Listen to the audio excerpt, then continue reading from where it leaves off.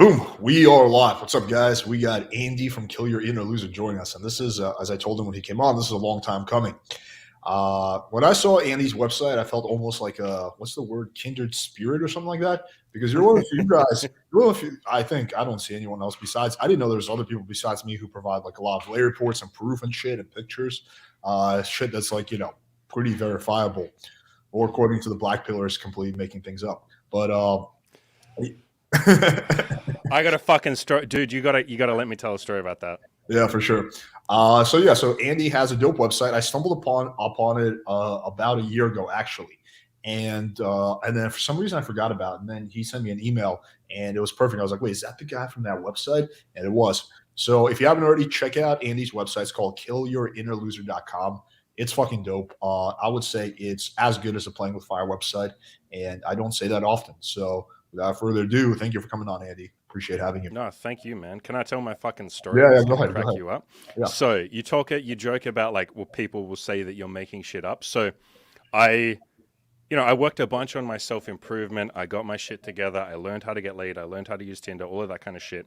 I had a fucking threesome, like my first ever threesome, which was just a mind-blowing experience for me and shit. And then I thought, I can do one better. I can have a fucking foursome. And so I hooked up like a couple of the girls that I was sleeping with. We had this fucking foursome. I took pictures. I took videos. We did like a fucking photo shoot. They had costumes. It was amazing. I go onto Reddit on the Red Pill. And I'm like, okay, these boys will fucking love this. I will share this awesome experience I've just had. I'll show them how they can do it too. I'll show them that it wasn't that impossible a thing. You just have to have a couple of fuck buddies and get them together. I post it, dude. I'm like this excited little boy thinking like these guys are going to fucking love this. And then the first thing they fucking say is like, these are all just paid whores. This is all fake. Like, this isn't real. And I was like, fuck you guys. Like, fuck you guys. Thank you so much, but fuck you. So is that something like you deal with? People are just like, nah, you're full of shit, dude. Like, you just paid all these people. Yeah. Quite often. I mean, I was on I was doing a debate with some Black Pillars. God only knows why, but I guess I like to torture myself. Because you're like, I was going to say you're like digging around the fucking mud and getting dirty, yeah? Yeah. But I did one on the weekend, and where they were talking about, I don't know, they had this one dude who's like a plastic surgeon student. Like, I don't know why that even means anything. He's a student. I was a marketing major in college. Like, doesn't mean I can fucking lecture people about marketing. But anyway, he's like, your face, according to these calculations, is a 5. I was like, all right, fair enough. So then how would you explain all the girls that, I bang? He's like, well, it clearly means that you are a liar. I was like, what? Yep. He's like, yeah. He's like, there's no way. It can't be done. I was like, well, okay, but I have lay reports with all the screenshots from start to finish. You can see pictures of the girls. Yeah, but that's a conspiracy. You photoshopped them. Yeah, he was like, yeah, but that can be fake. I was like, what would be an acceptable level of proof? He's like, well, if I saw a video of you fucking a girl, and then he stopped. He's like, although that can be fake too, so even that wouldn't do the trick. He's like, I don't know if there's anything. I'm like, so there's no amount of proof I could show you that would make you think. I mean, like, yeah, it blows my mind. There's nothing. You're dealing with someone in a cult at that point. Like, they don't want the truth. They literally just want their viewpoint. Because if you show that guy, like, you could get laid too. Like, you could just do what I'm doing. You could just take my advice and get laid. That's like his whole fucking worldview has to fall apart because he has to face the fact that he hasn't gotten laid, that he hasn't tried. That's hard to deal with, man. It's the same thing with religion and politics. Yeah. But anyway, so let's start off with your story, man. So how did you? Sure. How you're from Australia, I assume, right? I think Australia. Yeah, fuck yeah, man. Yeah. Okay. What do you want to know? How did you get started? Is that the story? You just want to know what country I'm from? No, that was the first part. That was me just being curious. But how did you get started with pickup with Tinder and then creating the website? Fuck, man, it's like a big fucking story. And I've posted this, guys. If you want to just go and read the story for yourself, it's on my website, just called My Transformation. And essentially, I was just an absolute train wreck of a human being. I was a fat motherfucker. I was a little chubby bastard. I lost like 77 pounds.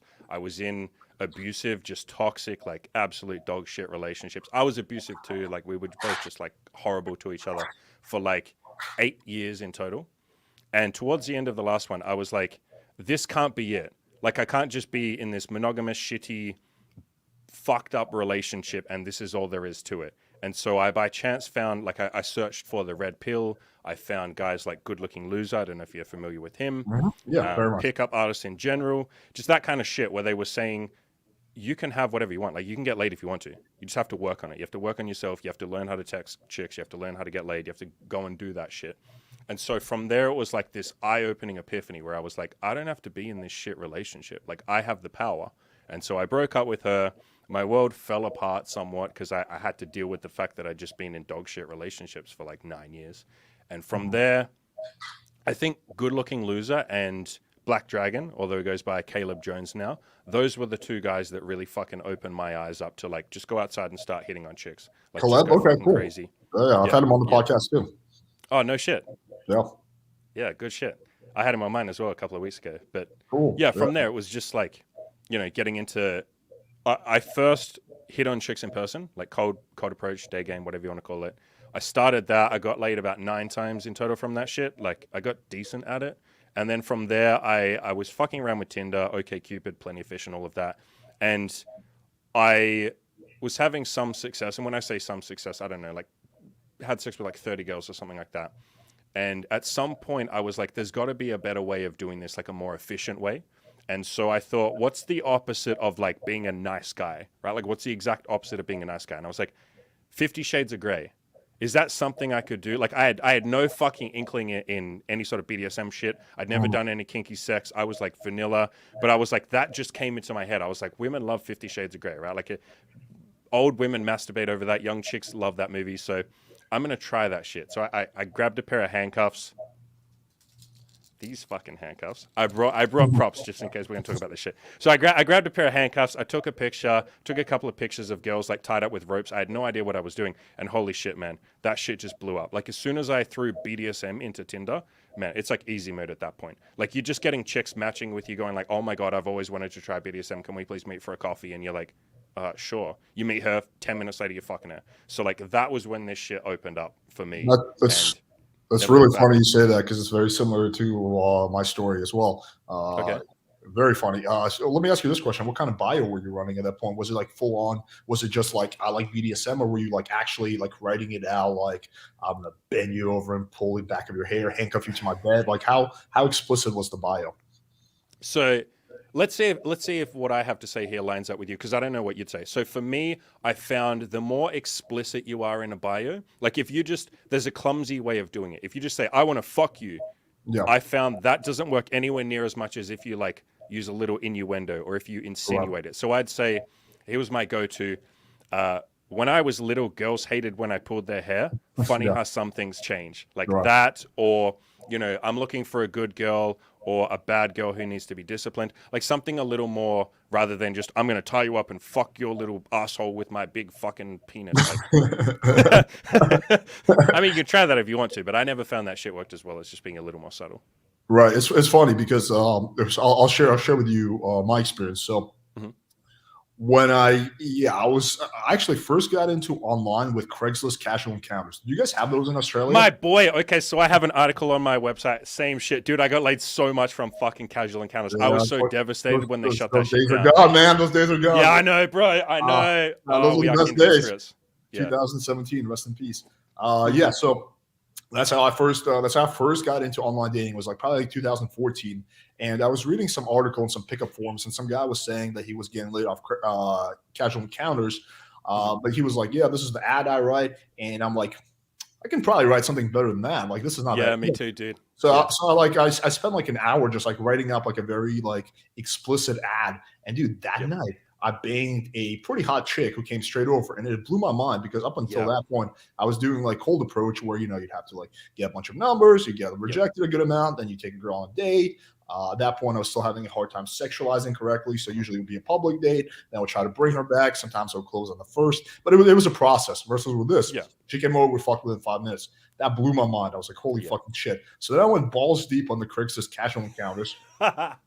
And then one of my buddies was like, hey, why don't you try this strategy on Tinder? So I was like, all right. So with Tinder, I couldn't go as explicit because with the Craigslist casual encounters, I was putting up like fucking dick pics and shit. So me too, yeah. You can't quite do that. So I was like, okay. So I kind of toned it down a little bit, but I did do like a very 50 Shades of Grey bio. And that worked really well. And then when I started putting in a shirtless photo in there, that worked really well. And then I hit my crescendo when I realized that I don't even need to be in the profile. So this was mind blowing. I was like, wait, you know what's holding back this profile? My face. So I was like, why don't I just do like fucking memes and like shirtless photos and handcuffs and sex toys? And then when the girl's like invested, then I send her a photo of my face. And at that point, maybe she'll be like not that interested, but most of the time she's already very invested. So she's like, okay, he's Bro, that's decent. hilarious. I love that. So That's that fucking was hilarious. working super duper well. The problem is that Tinder shut down all the fun. So around 2018, they do not let you do the 50 Shades of Grey bio. They'll show us photos. If your face is not in the profile, it gets instantly shut down. So all of those fun days are completely over. But like up until 2018, like it was the golden days of that shit. Yeah, I mean, Plenty of Fish was like that too. I had BDSM pictures on Plenty of Fish and OkCupid. You can still do it on Tinder. Like, I'm still doing it on Tinder. You just have to How? be okay with your account. I don't know. It fucking works. You But have you to be don't okay get with your sent down? account getting banned, though. Like, Oh, if your okay. account gets banned, like, once every 3 months, you just make a new account. Oh, But that's not that bad. For me, it's yeah, once, like, well, every day. Like, as soon as you do it, it gets taken down. are you using the same pictures? Because I find you do I've have to use tried like different completely ones. different pictures. I've tried different ones. Yeah, Maybe they anything just that's hate you. it might be different in America too. Maybe. It might be Are you like using a different phone number? Like completely new no, phone. Like I find you have to go like autistic levels of fixing it. Like you literally have to buy a new fucking phone. Like you just buy like a $50 phone. New right. phone, new photos, new number, and then yeah, it works. Hinge You, is a you bit know, more chill. you know Hinge what's like doesn't care if you use that. 2021 version of doing that we've been fucking around with is deep fakes. Have you ever heard about that?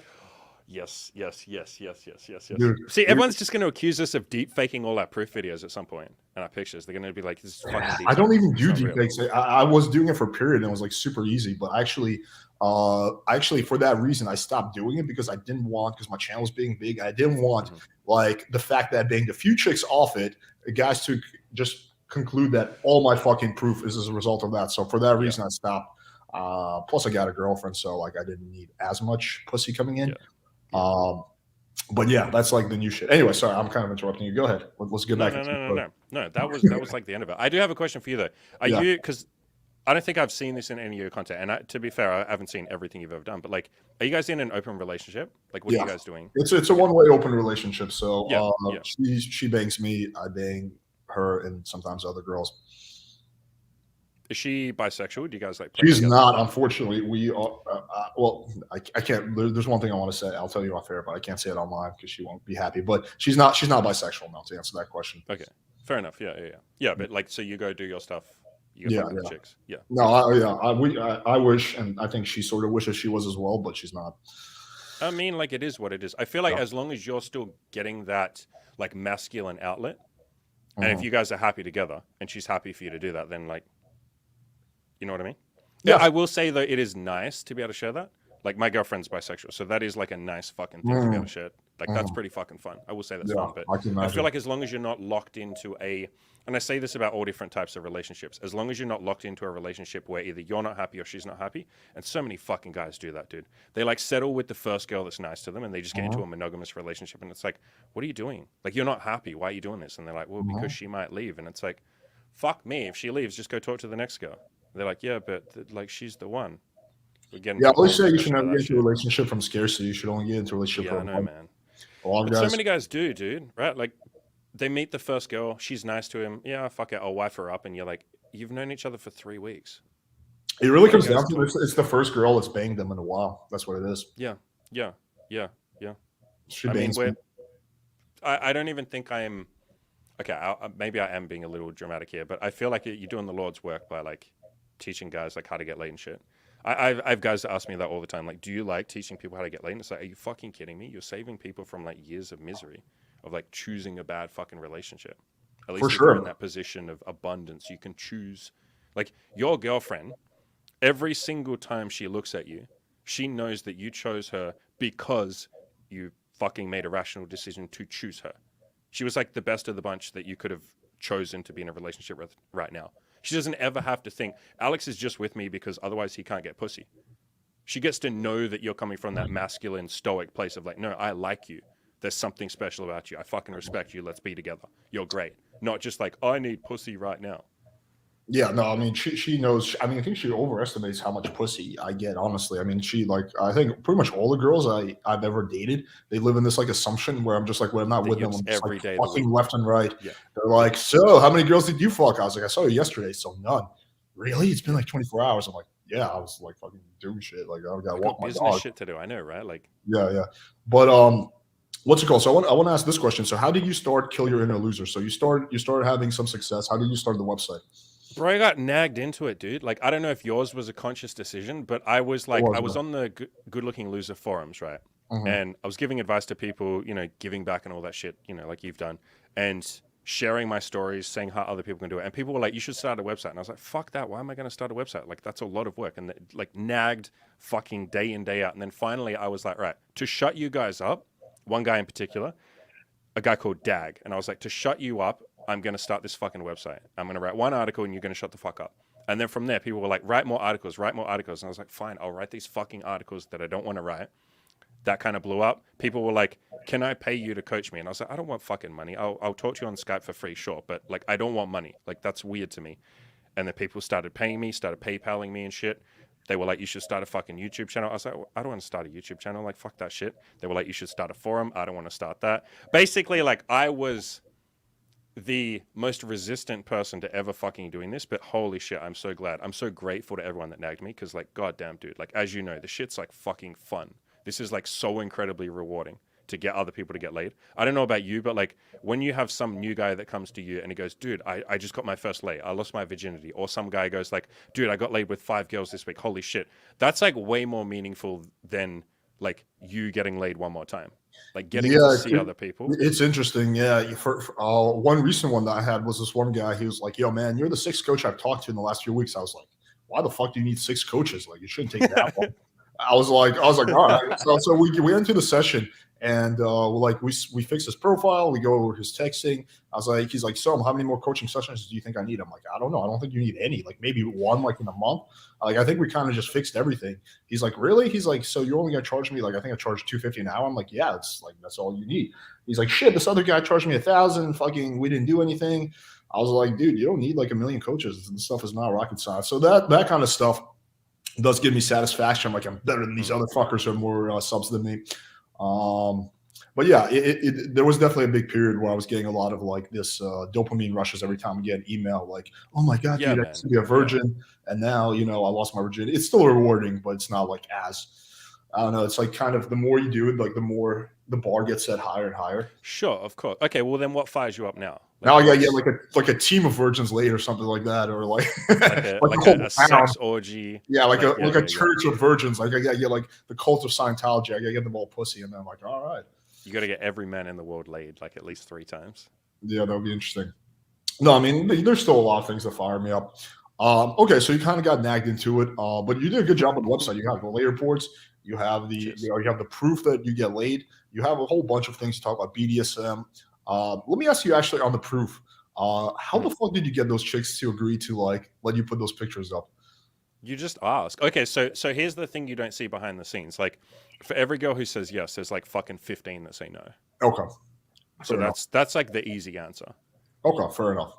Do And you like know? every single picture, their face isn't showing. Like as soon as you say that, you say like, I will block out your face. I will block out every tattoo you have.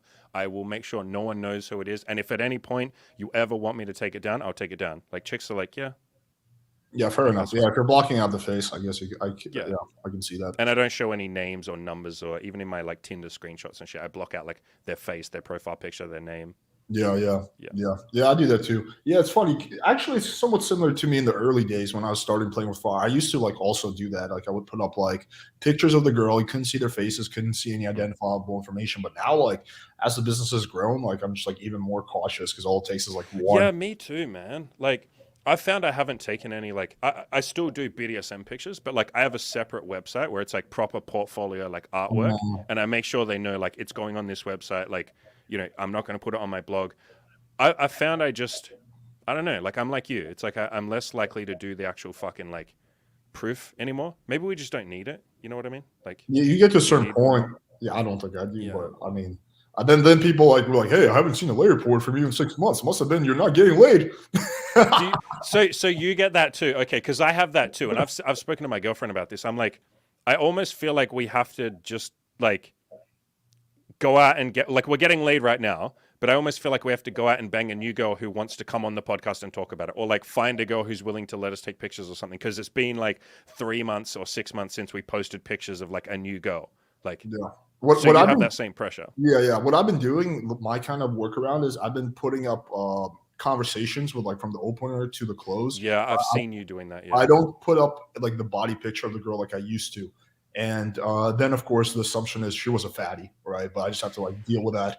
Oh, that's annoying. Like, Like these are weird problems that like only content create. Like we're yeah, basically everyone listening is like, what are these guys even fucking talking yeah, about? It's that's like true. when you do this shit, you realize like all the stuff that goes on behind the scenes, all the stuff that we have to think about. You just see like some YouTube video where Alex is like, here's this girl that I fucking laid. You don't understand like all the shit that went into it before that, all the thoughts we had to have, like, should I share this? Should I not share this? Like, I won't say the insecurities, but like the things you have to think about. Like, are people going to say that I haven't gotten laid? Are they going to say this? Are they going to say that? Dude, I would I pay wouldn't say like it's pressure, but like, I would pay $100,000 if YouTube gave me a lifetime like no cancel pass. Like, hey, Alex, you yeah, can me do too, whatever the dude. fuck Like, you if you want. just get a warning, like, you just get a warning and you have to delete the video, but you don't get like canceled. Yeah, like you will never get canceled, Alex. Do you? Yeah. Like, I would love that. I could do such crazy things with playing with fire. Like, I could make this fucking channel way more boss, like way more. There's just a lot of I, shit I just don't want to I, risk. I tell you what I've been thinking about doing, dude, is like either Pornhub or OnlyFans. I've Okay, seen people I use thought about it. Pornhub and OnlyFans, but not just for sex stuff. So you show like actual sex stuff, but you do the content we're doing, like sex tips, how to get laid tips, but you can be more like free and you can actually like show. Like I know you've got on your YouTube, you've done that one like how to kiss a girl when she's at your Yeah. place. I'm assuming you just use your girlfriend or something for that, but like you Just a girl I'm you making, yeah, at the time. yeah. So like, but nude or like that, but sex, and you just use Pornhub or OnlyFans for that, and like you don't have to worry about getting cancelled because you can talk about whatever the fuck you want. You can literally show fucking nudity and porn and getting laid. Have So you ever been I've on? thought about that. Have you ever been on a chick's OnlyFans? Have I looked at her No, no. Have OnlyFans? you ever been like? Has a chick ever had you on her OnlyFans? I don't like maybe. Like as in like well I don't know dude like maybe I'm the one getting fucking exploited here like one day I'm just gonna find there's a bunch of guys like jerking off to me and I haven't been fucking paid for it. If you're gonna jerk off to me pay me, but I don't know because I've taken photos with chicks and we've done BDSM photo shoots and videos and shit. Maybe they've used some of them on their OnlyFans. I'd never know, right? I made my OnlyFans debut on this chick's channel like a year and a half ago, 2 years ago. It was pretty Yeah. fun, dude. The video got like 10,000 views in I don't know like 48 hours. I didn't know so many people want to watch me like give this chick a facial, but apparently they do. Do you reckon they're watching for you or do you reckon they're watching for her? I Like know was it your audience? No, because I did not promote it at all, nor would Okay. I. I don't want to like blur the line between like, yeah, that's where You I know feel everyone's gonna go weird. searching for that So now I if they did see not this. promote it at all to my audience, and like, yeah, nor would I. Bro, you have like 80,000 subscribers. They're gonna find it now. Yeah, Like, they, it's yeah, fucked up even mentioning it. there's been several guys who are like, "Oh, what a world we live in! You can go from watching Alex talk to watching Alex fuck in under 10 seconds." It's like, Jesus Christ! I don't Yeah. know. Yeah. Like my favorite content creator, like I'm just trying to think, like Joe Rogan. I guess I'm a big fan of, but like I don't really want to watch him fuck. I feel like it's gonna be like whatever I have in my head. It's just I already know what he's gonna be like. He's gonna be like a fucking gorilla. He's gonna offer a DMT before they get started, and he's gonna be like talking aliens. about. Yep. No, Yep. fuck Yep. me. Yep. So anyway, Yep. so aliens. The other day there was a saucer. Yep. Yep. And Yeah. he's gonna be just grunting the entire time, and then they'll eat elk meat or something at the end, and then like you know what I mean. You know exactly what it's gonna be like. It's gonna be in the woods. Like you already know what it's gonna be like. Yeah, And then he's gonna ask you about DMT at the end. Yeah. But anyway, so okay, so getting back to elk meat. What do I want to ask you about? Okay, so this is a very broad topic, and we'll, the way we'll do this, guys, is I'll introduce a topic, we'll talk about it a little bit, and then we'll take questions, and then we'll just go through various topics that I want to get through. So on the agenda, we're going to talk about general online dating tips. We're going to talk about relationship tips. We're going to talk about BDSM. We're going to talk about self-improvement. I think those were the four big ones. So there might be another one, but those are the big ones we'll cover, and then we'll take questions intermittently. So let's start off with online dating tips. So we talked about this a little bit, but what are like, and I know this is a super vague question, but what are like some big online dating tips you have for guys? And then we can compare them and I'll tell you what I agree with and what I disagree with. I think we're probably going to agree on everything, honestly, but let's see. Bro, I think the first tip has to be actually fucking try. Like that's got to be the first fucking tip. That's more of like a mindset tip rather than like an actual strategy. But so many guys on Tinder just fucking around, right? They'll post like half-hearted selfies of them in the bathroom. Like they won't put any effort in. It's like it just looks like you're actually not trying to get laid. And any Mhm. chick that sees that is like, this guy's not even serious. Like, he's not even going to meet me. And even if he does, it's going to be a shit date. Like, he's not going to fuck me. He just wants to meet and dick around. So the first tip has to be actually fucking try. Have some Commit. decent fucking pictures, a Yeah. decent bio. Like, no, yeah, commit. Yeah, yeah, yeah. On top of True. that, I think this is something that you talk about, and I'm trying not to just say things that are like a circle jerk for what your audience will like. I want to have like a little bit maybe that we disagree with, but I Sure. think the second one has to be something like be make it look like you're at least a sexual prospect.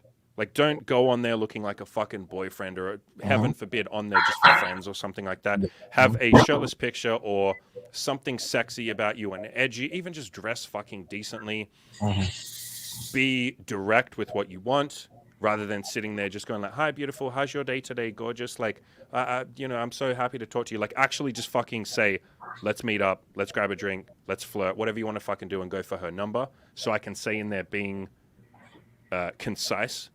Like, I Let me- say don't send more than 4 or 5 messages. What were you going to say? that might be so. All the ones you mentioned before that I agree with. This one we might slightly disagree with. So let me expand on that. So do you go for like the meetup right off the opener, or how much texting do you No, do? no, no, no, no. So I will say like 4 messages, and then I'll be like, yo, you seem cool. We should grab a drink. Like, what's your number? And then I get a number from that. Okay. So I might say, like, hey, what's up? And bearing in mind what I do right now is different from if you're going to, because I'm doing BDSM shit.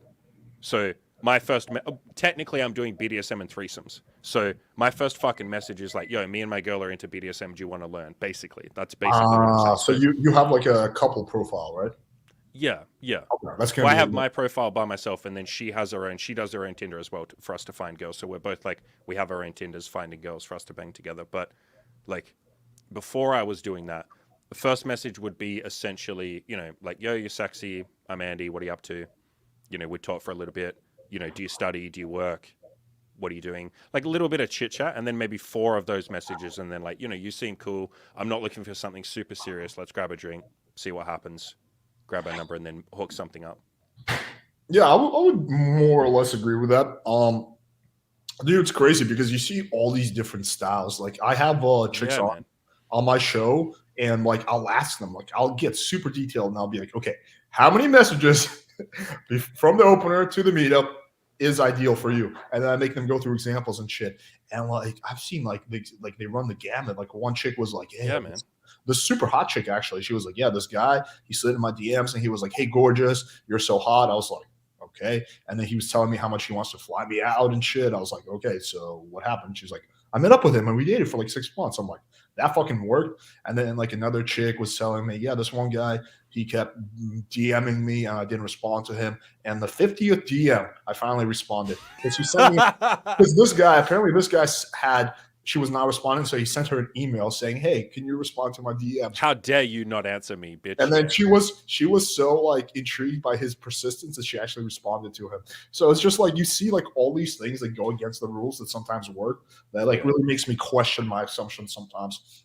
Well, so here's the answer that I would give, because like some people before I came on here, they were like, "But I disagree with some of what Alex says. Like, why are you going on his podcast?" And I was like, but like the thing is, a lot of this shit works. Maybe almost everything works. It's more just like What's optimal? some things work. Yeah, some things work better than others. They're more optimal. Some things match your personality. Like me, I don't like to sit there and text a lot. I know that you focus on, or you do a lot of videos where you talk about like, here's how to get a girl, like here's how to re-engage a girl, here's how to do this. I will look at that and be like, I just don't want to do that. Like I've fucked around with that in the past. I've done that. I know it works. I'm not even saying it doesn't fucking work. But for me, I'm like, I just don't really want to do that. Like I want to meet a girl where it's like super efficient and I didn't have to do anything. Oh yeah, me too. I didn't have to do as much.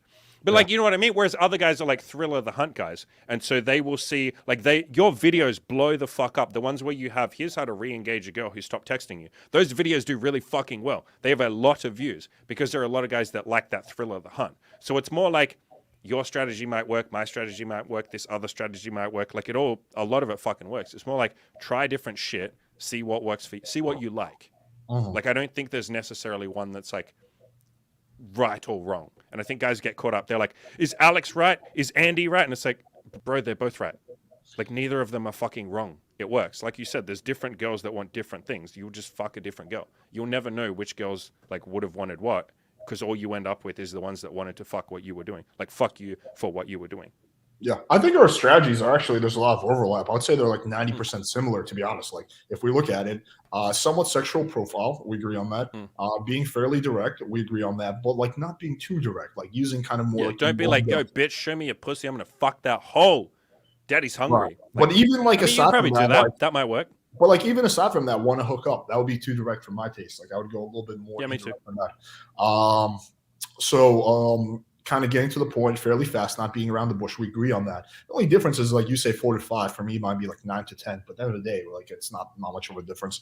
I would say 5 to 10 probably. What's it called? It's another thing I heard you say is that, if you want to up your results, you have to up your rejections. I agree with that. Rejection is part of the game. I agree with that. Any PUA who tells you, oh, you're out of method, you can avoid a rejection, pure nonsense. Yeah, the best guys, I've met the best guys, they still get rejected more often than they succeed. Yeah, dude. It's just the nature of the game. You can't like do anything about that. So all that stuff, I think we agree with. The only thing it sounds like we might disagree on would be the, whether you should or should not re-engage. I think that's just another personal preference. For me, I actually like it when things. So believe it or not, I'm not one of those thrill of the hunt type of guys. I actually like things to be super simple and super straightforward. That's my biggest turn on in a girl is compliance. Like I love that when she's just like, hey, what do you want to do? What time can I come over? Yeah, What it's like that schedule? Submissive. Like yeah. I don't like the chicks who play hard to get or difficult. In fact, if a chick plays too hard to get, I will literally end the date. I'll be like, I'm not digging this like these games. Yeah, you're not that into me. You're just here to fuck around a little bit. Like that's But there's 2 reasons why I do the massive persistence. The first one is because it makes really good content and people want to see it. So I do it for the guys. I think that if I didn't have a YouTube channel, I would probably give up like earlier because I'd be like, oh fuck this, I don't have time for this.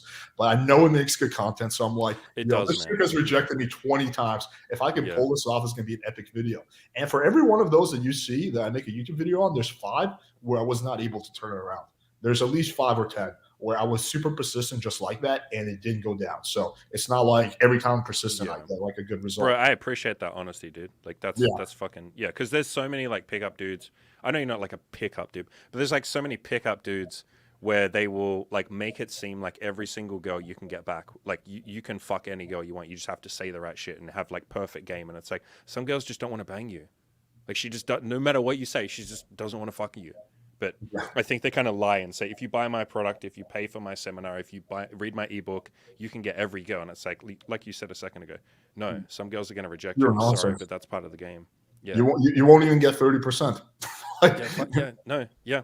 It's like guys ask me, dude. So many guys say to me like, 8 out of 10 girls that I message on Tinder don't reply, and I'm like, yeah, like look, and I'll show a screenshot of my Tinder. It's like the exact same, and it's like, there you go. Like that's what are you? But it doesn't matter that 8 didn't reply because you fucked one of them. Right, when your dick is when you're literally in the bedroom tying some chick up, fucking her brains out, you're not sitting there going like, oh, but those other 9 girls rejected me, and I feel bad, and I hate my life. It's like, no, this is fun. Like, why would I care that the other 9 said no? That's fair enough. They just didn't want to have sex with me, or they were busy. No, I think you have a really good mindset when it comes to rejection. That's like kind of my mindset as well. I heard you talk about in one of your videos. I think it was a podcast you did. You were saying that. Actually, let me get into it later because that's a whole rabbit hole. Okay. But going back to the Tinder strategy. So let me ask this question. Actually, what were the things that they said that you would disagree with me on? Because it doesn't sound so far like we really disagree on much. Nothing, dude. Like, oh my God, I did this video called Andy versus the Red Pill versus Pickup Artist. And it was this whole fucking video where I said, stop asking me if I disagree with everyone. Stop asking me which person is right. Stop asking me who's wrong. And like, the overlaps are so fucking much. We're all here for the same fucking purpose, which is to meet women, to get laid, to have an elite sex life, to have abundance, to like who you are as a person, to grow, self-improvement. Like, they're all the same fucking things. And we vary like 5 to 10% on most of the details. And even if you vary a huge amount, like, what does that fucking matter? They just have a different strategy. As long as they're not saying something fucking ridiculous, like you can never get rejected. I can teach you how to never get rejected, or, the numbers game isn't real. You can get 100% of women. Like, as long as it's not something stupid like that, for the most part, most guys who are into this stuff agree. And so you say to me, like, what did most people say that they disagreed with me on? It's like, dude, like nothing important, literally. Like, oh, Alex texts too much.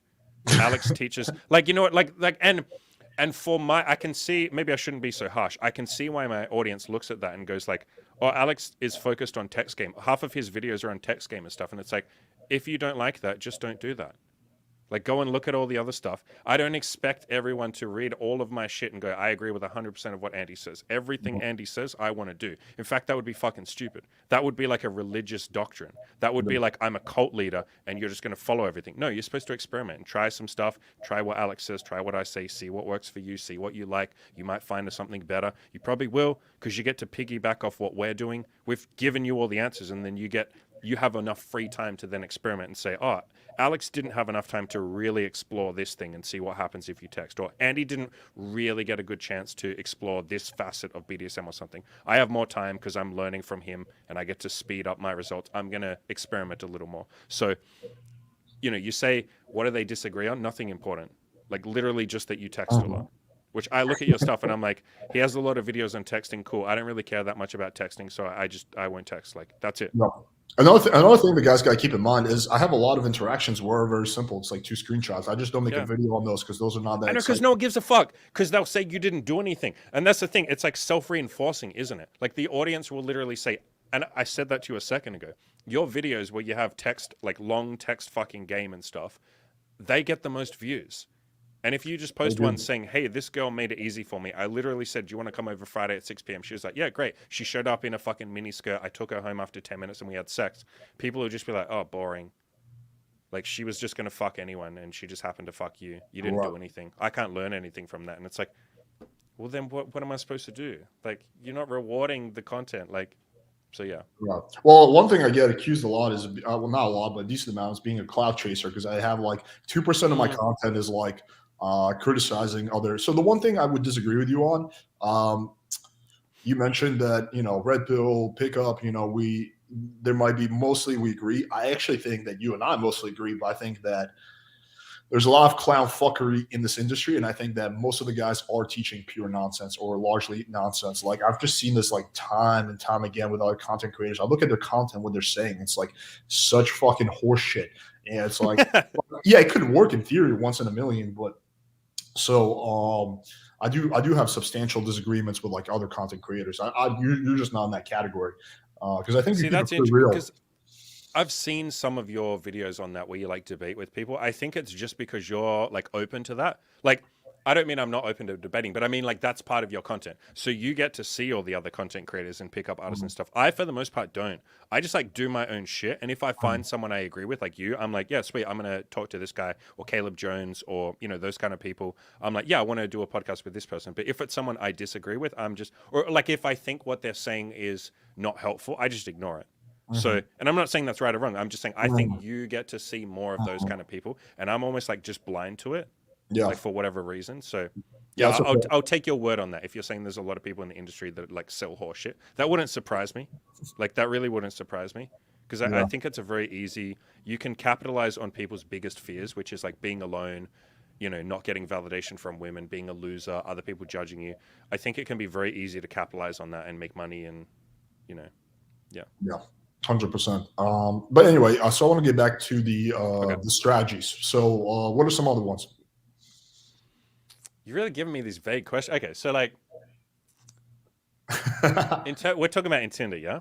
We're talking about online dating, texting, stuff like that. Have decent pictures. A big part of what I push is like, get a decent fucking camera, either like one of the new smartphones like Galaxy S21, S20. Take some decent fucking pictures. I see too many guys with like shitty old phones and shitty old pictures. I think in the current like 2021 or almost 2022, I don't think old shitty photos cut it anymore. You can't have like an old boomer phone anymore. Like with Instagram and shit like that, everyone has decent.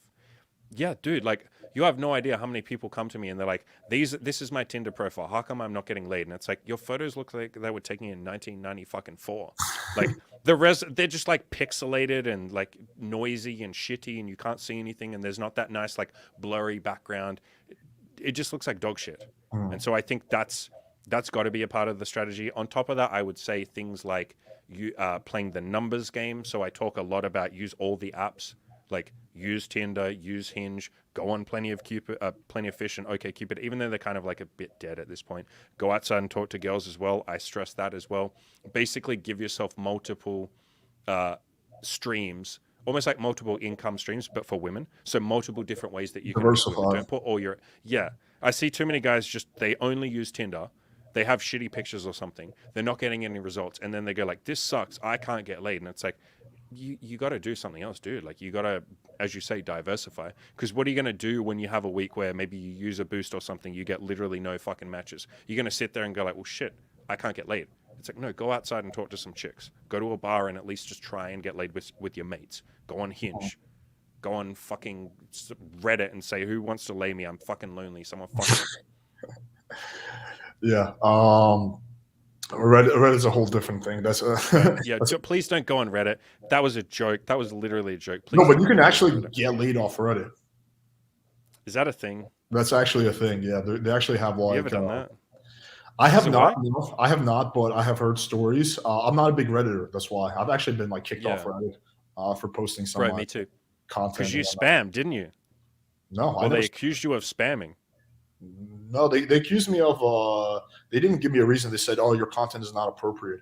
It was the one thing that got me like really kicked off was I made a video on how to use seeking arrangement to hook up with girls without spending money, and they called me a rapist. They called me a molester. Why? Because I'm not paying for sex. Because I'm using game instead of money to get laid. That makes me a rapist. Like, the logic was so absurd. But yeah, they kicked me off right after that.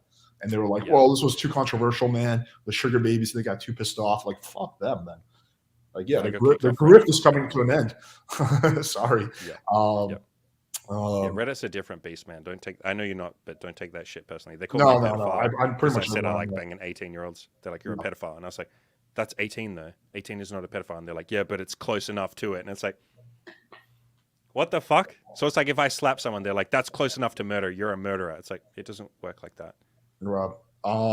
So I want to ask you this. So the biggest thing I've seen with photos is that a lot of guys have photos that are too posed. It's just like, it looks like the photo is just like very posed. And one thing I always tell guys is try to get photos as natural as possible. Try to get activity pics and try to like not even focus on the camera. Because every time that I'm going through a client's photos, it's just like, Yep. And then we can't use any of those photos, even if they were taken with a professional camera.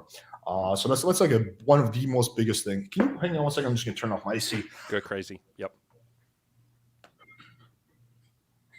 While Alex is gone, everyone, let's talk about him.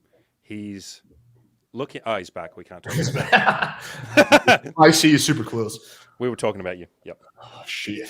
So that's a big one. What about you? Like, aside from that, what are like some common mistakes that you're seeing as well? Can I riff off that point? Like how to actually not look posed. So I have, funnily enough, a posing guide. It's just a free fucking posing guide.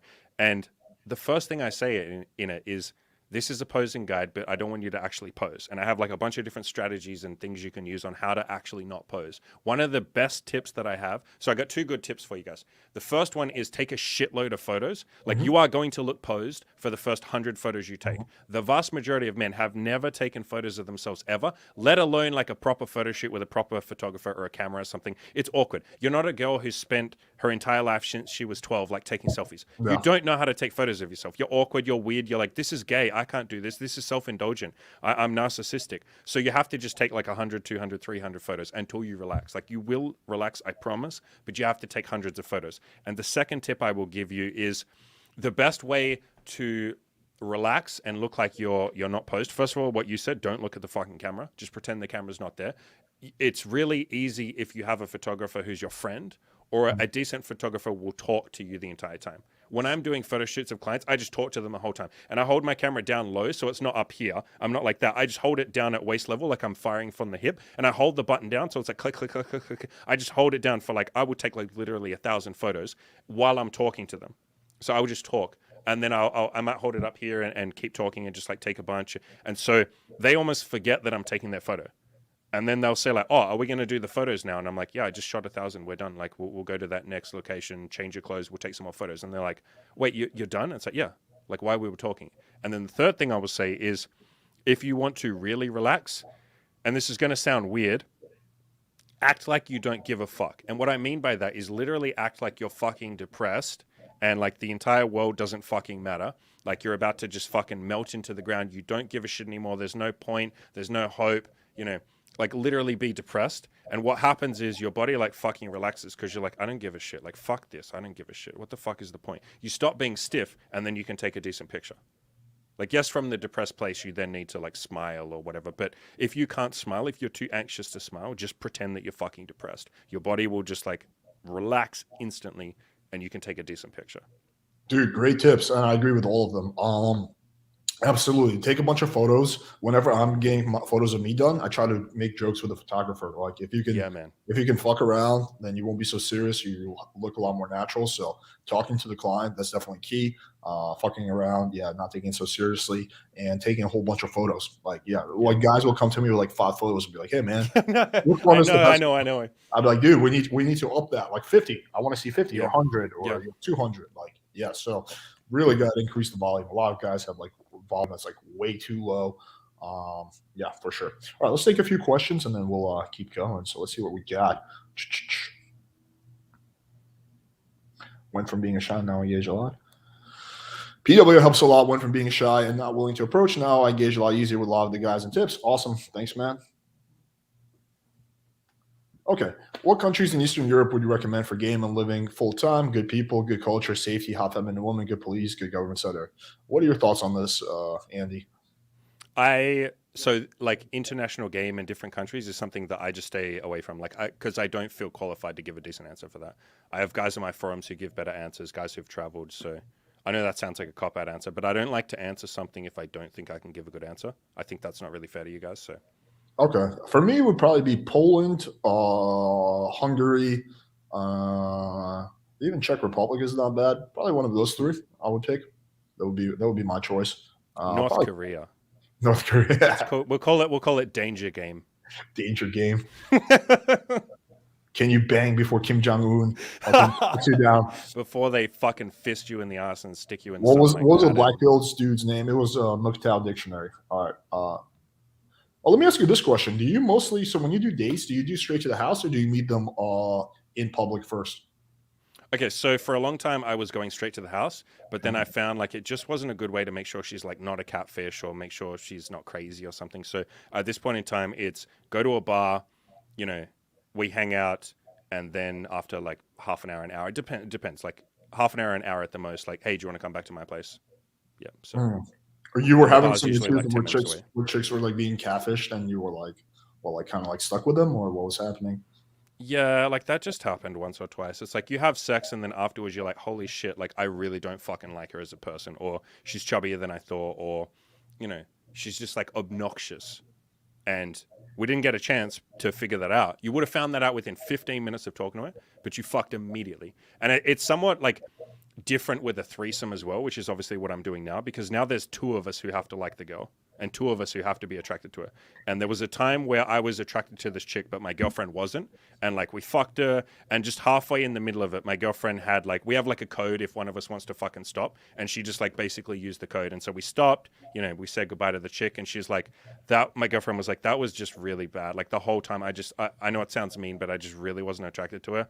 And I felt like she wanted me to kiss her, and I felt weird doing that. And so, yeah, since then it's like we go to a bar, gives us like half an hour to have a think, and you know, do we like this chick? Yes or no? We have a little code that we say to each other if it's a yes, and then we invite her back. Yeah, dude. I usually still do straight to the house, but then like if the chick catfishes me, I just like turn her away right away. Like I'll just give her a hug and I'll be like, hey, I just actually had to do that like a month ago. This chick came over, looked hot in the pictures. She just comes over, she's chubby. I'm like, yeah.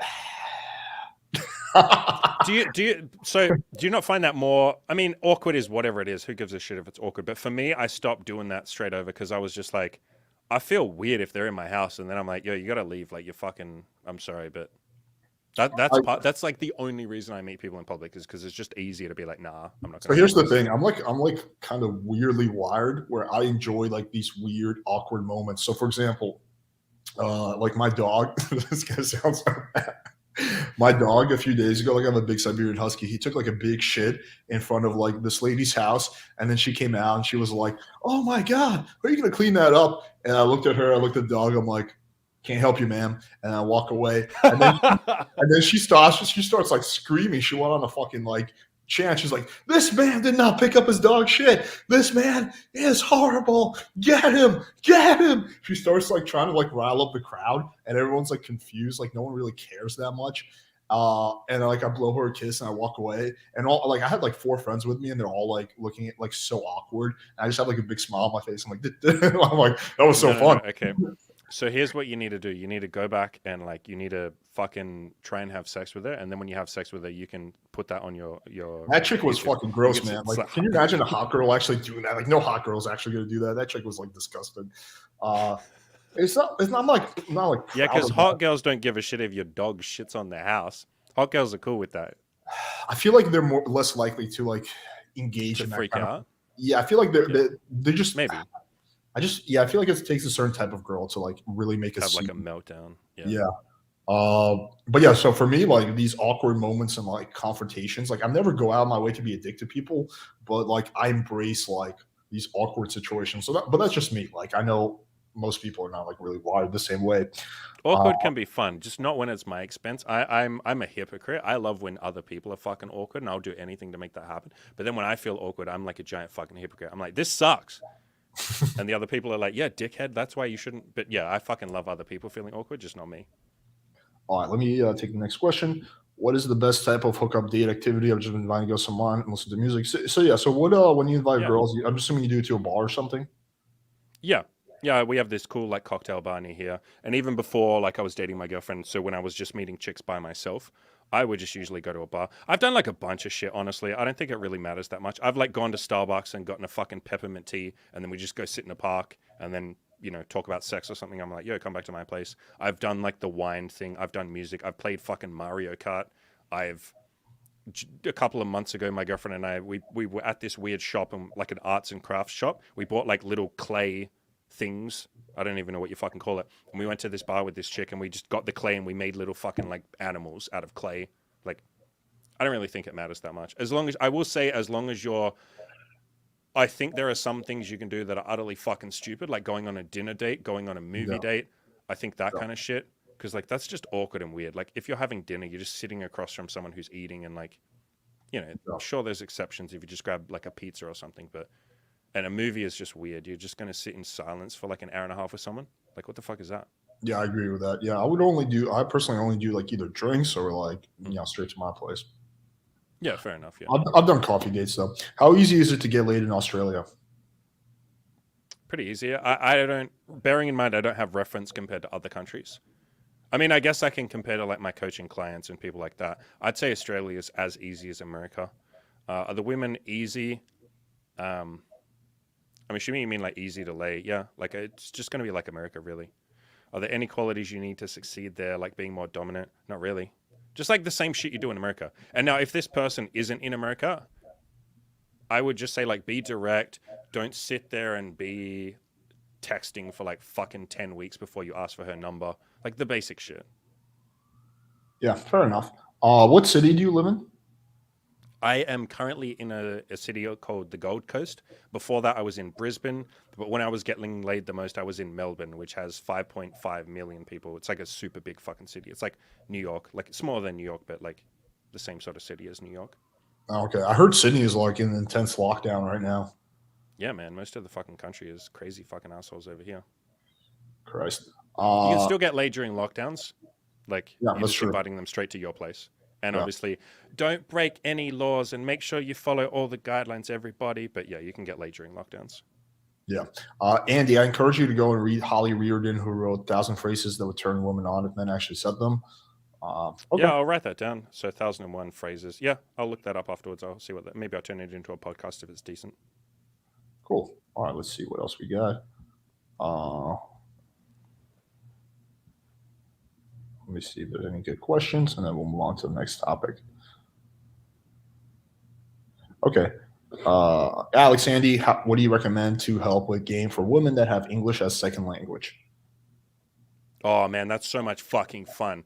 Oh my God. Like my Go favorite ahead. thing ever is like banging like Chinese or Vietnamese girls where the English or even like Spanish girls or something where the English is like really broken. Because here's the thing. If you can't sit there and communicate, like if you literally can't have a fucking conversation because like the English is shitty, what are you going to do instead? It's like you're forced to do other things. You are forced to hold her fucking hand. You are forced to kiss her. You are forced to grab her by the hand and just take her back to your place. Like, because what else are you going to do? You can't talk. And so it's like it's almost like easier because you just reset, like you go back to almost instinct. Like you're just two fucking animals who like each other, and you're just gonna fucking make something happen. So I actually like it when it's like that. Hmm. Okay, fair enough. Um, how do you orchestrate a foursome? The same way. So my girlfriend is already down for threesomes. I'm assuming this guy hasn't had a threesome either. I have a fucking threesome guide on my website, but it's like pretty fucking simple. So you basically, if you already have another girl that you're sleeping with on top of your girlfriend, just show them pictures of each other. Say, have you ever fooled around with another girl, or would you like to try? If they both say yes and they both like each other's pictures, just invite them over and you have wine, and one thing leads to another. It doesn't need to be smooth. You don't need to be great at it. You're going to be nervous, like all that kind of shit. If you're nervous to start it, like when you're actually at your place, just tell both the girls, you two should kiss. You guys should kiss, and they'll kiss and then done. You don't have to even fucking do anything. And then as for a foursome, same shit. Just have another girl. So this does kind of require you to be banging multiple girls at once. The idea is like you're not just going to like go, there's no place you go and find girls. Uh, I will also say you can just go on Tinder and make a couples account, but yeah, that kind of goes without saying. So just make a Oh, couples account and find another girl, or bang multiple girls and introduce them to each other. this is a good question. Any tips on finding a bisexual girlfriend? My late count's pretty decent, but never pulled off a threesome. Fuck yeah! So ask every girl if she's bisexual or bi-curious or would think about fooling around with another girl. So I don't look specifically for a bisexual girl. You are going to find, and I have some funny fucking stories about this. You're going to find a lot of girls don't identify as bisexual, but they Mhm. will fucking go deep into a pussy and just go fucking crazy with that shit while calling themselves completely fucking straight. So phrase it the way I say it is, have you ever fooled around with another girl, or would you like to try? Like, are you down to fool around with another girl? Rather than, are you bisexual? And so if you want the actual tips on finding it, just do that. Just ask every girl. Some of them will be bisexual. Some of them will say yes. Some of them will say no. You don't necessarily have to go out and, like, there's no meeting spot. Although, now that I say that, on Tinder, when you set your Tinder up, if you set yourself as bisexual, like set your orientation as bisexual, and then go into the settings and click show me people of the same orientation first, and Tinder will show you the bisexual girls first. And don't worry, no one else can see that you're bisexual. It doesn't show up, but you will get matched with bisexual girls. So yeah, you can do that. That is interesting. Yeah, yeah, yeah. For you to say that, that's interesting. I never thought of that. Can you guys rate my Tinder profile? If you post a Google image link in the chat, then we can take a look for sure. Um, let me ask you this question: how do you meet your current girlfriend? How do we meet Tinder? Tinder. Okay. Yeah, we were super casual for like 6 months, which I recommend to most guys. Like, don't get super fucking crazy serious until you've been together for 6 months or so. We were super casual. It was open relationship. And then from there, she said, I don't want to bang other guys. I think I just want to see you. And I was like, yeah, like you do whatever you want to do. I'm going to bang other girls. And then from there, yeah, Okay, that's interesting. It's that was about like 3.5 years ago. very similar to my story, except instead of swap Tinder for Bumble. That's the only difference. Yeah. Um, okay, so the next topic I want to get into is BDSM. So, how do you recommend Mm. for guys to get started with BDSM? And yeah, what are some like pointers that you could give? I was so hoping you'd ask about BDSM, bro. I brought like literally fucking everything. You should see this table, dude. It looks like fucking sex dungeon right here. I got everything. So, to get started in BDSM, what you're going to find is it's one of those weird things where there's like a BDSM community and people gatekeep it, and they'll tell you there's like a right way to do BDSM, there's a wrong way. You got to make sure you have like a contract, and you got to talk about consent, and you got to do this and you got to do that, and like blah blah blah blah blah. It's a very like people are fucking nerdy about it, and they'll tell you that you're doing it wrong if you just like tiptoe. If you just dip a toe in the water and just experiment, they were like, that's not how you do BDSM. But ignore all of that shit. The way that I tell guys to get started is just buy a fucking pair of handcuffs. Go to your local sex store, go on fucking Amazon, go on any of those places, buy some fucking handcuffs, put handcuffs on her wrist, and see how that feels. From there, just blindfold her. So I just use, this is literally just a scarf. Like, just get a fucking scarf or a necktie if you have like a suit, or you can even use like a blazer. You can use the arms from a blazer to just like block out her fucking face, like block out her eyes. And then she'll be tied up, like put the handcuffs and blindfold her, and then just try a bunch of different shit. Like, you don't have to be good at it. You don't have to know what you're fucking doing. Try spanking her. Try pinching her nipples. Try pulling on them roughly. Try dirty talking to her. Try saying, how does that feel? Try saying, call me fucking daddy. Try bending her over and spanking her ass. Just try a bunch of different shit and see how she reacts to it. From there, if you enjoy that, if she enjoys that, you can, you know, I've got fucking toys here. You got like whips, you know, like that's just a little fucking crop whip. Or I should say, this is a crop whip. You know, I've got like paddles. All of this is shit that you can just buy in like sex toy shops. And again, you don't need to know how to use any of it. I think that's the biggest fucking misconception with BDSM is people think if I'm going to be the dominant dude, I have to know what I'm doing. Like, chicks won't want to sleep with me, or they'll think that I'm a fucking loser, or they'll think that I'm doing something wrong if I don't know what I'm doing. Like, I have to be the expert. And it's like, fuck no, that's not how I've ever done BDSM. Like I said, when I first started this shit, I had no idea what the fuck I was doing. But I would just say like, hey, do you want to come over and we'll fucking try blindfolding or something? Do you want to come over and I'll try spanking you? Or tonight when we meet, I'm going to try a toy on you. You know, I'm going to try a vibrator on you. So that's another thing you can do. Use a vibrator. I've got like several here. There's just like a magic wand fucking vibrator. This one's called the Satisfier. Magic wand vibrator is fucking amazing, by the way. Yeah, that's the one I have too. Fuck yeah. Put that on her pussy. Tell her that she's not allowed to come until she asks you for permission. And then right when she says, oh my God, I'm going to come, take it away. And then she'll be begging. She'll be like, no, why'd you stop? Why'd you stop? Wait about 10 seconds, put it back on. Tell her you're not allowed to come until you ask me. She'll get really close again. And right when she's about to come, take it off. Like, do that like 10 or 15 times. Oh my God, she's like putty in your fucking hand. So all these things, and I have BDSM guides on my website and shit like that, and you guys can ask more questions about it if you want, but I really want to stress, like, you don't have to be a fucking expert at this shit. I wasn't. I had no idea what the fuck I was doing. You don't have to buy all of the toys all at once. You can just add to your collection over time. You don't even have to know, like, how do I tie her up? How do I do this? Literally just say to her, hey, we'll fuck around tonight. We'll try some shit. I'll try handcuffing you. We'll see how it feels. Like, you can explore this and learn this shit with any chick that you're seeing. She doesn't necessarily expect you to be a fucking god right off the bat.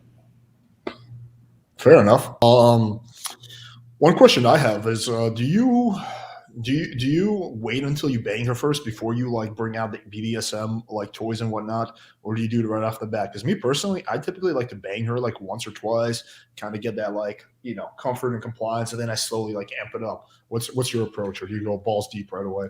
Yeah. Like, so I will use toys and shit the first time, but I'm like you, man. Like, the first time is a bit more like vanilla, like a bit more chill. You know what I mean? Like, I like to explore her body, like, you know, fuck her a bit, like, do that kind of shit. My girlfriend likes to go down on her, like, all that kind of stuff. There has been some girls where we go crazy, but I feed off their energy. Like, some chicks, like, we've slept with virgins and stuff who, like, try BDSM and shit, and, like, you're not going to handcuff them when she's a fucking virgin who's never kissed anyone before. You're not going to handcuff her and be like, I'm going to bang the shit out of her. Like, you go a bit more gentle. Other girls will give off the vibes of, like, you might start fucking her and she's like, fuck me, daddy, harder, fuck my ass. And you're like, wait, am I allowed to say this shit on YouTube, by the way? It's like way too late now, isn't it? No, you're good. You're good. So she's giving off those vibes. And then from at that point, sure, you're going to tie her up. You're going to go fucking crazy. But yeah, I kind of do more what like you're talking about. I like to ramp it up because I feel like that's almost like you're teasing her and you're teasing yourself rather than jumping in and doing everything all at once. And then it's like there's less shit to do after that because you've done everything the first time. Mm-hmm. How far down the rabbit hole do you go with BDSM? I'd say pretty deep. Like, again, it depends on the chick. And sometimes, like I said, it's more like chill. Like, if I'm having if I've just had like a stressful day or some shit and a chick's coming over, we will literally text the chick and just be like, yo, we're just going to like fuck around a bit tonight. Like, it'll be chill. Like, we're not going to go crazy. But I'd say for the most part, most of the time, I go pretty fucking deep. Like, and again, it depends on what she's into. Right. What's like with the kinkiest chick? What's like the kinkiest shit you've done? I don't know what I can fucking say on YouTube. Like, you can say whatever. I mean, pissing on a chick, sex in public, face slapping. By the way, guys, don't fucking face slap like until you know what you're doing. I feel like I shouldn't have to say that, but don't go too fucking crazy.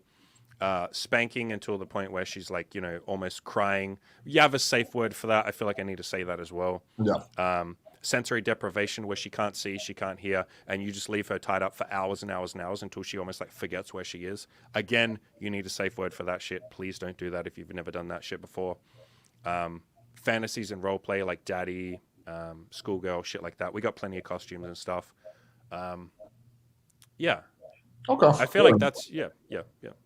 Okay. I would say that's like somewhat deep. Like, I mean, it goes like way deeper, as I'm sure you know. Oh Like, yeah, of course, man. there's Yeah. yeah, there's like like all right, drown me now. Like, Yeah. There's like I once had some chick who was like, "I want you to punch me," and I was like, "What?" This was early on too, when I hadn't done very much at all, and she's like, "I want you to punch me," and I was like, "I don't know if I can do that." And bro, she fucking talked me into it, and I punched her, and I was like, "Okay, so that's a hard limit for me. I don't think I can punch someone ever again." yeah, Like it just yeah. wasn't hot. It's like, why am I punching you? Like, how was that? And she got off on it too, and that made it even weirder for me.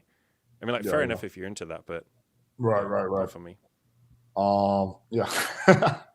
Good shit. All right, let's see what questions we have on this. Different guys don't know girls have mental opinions.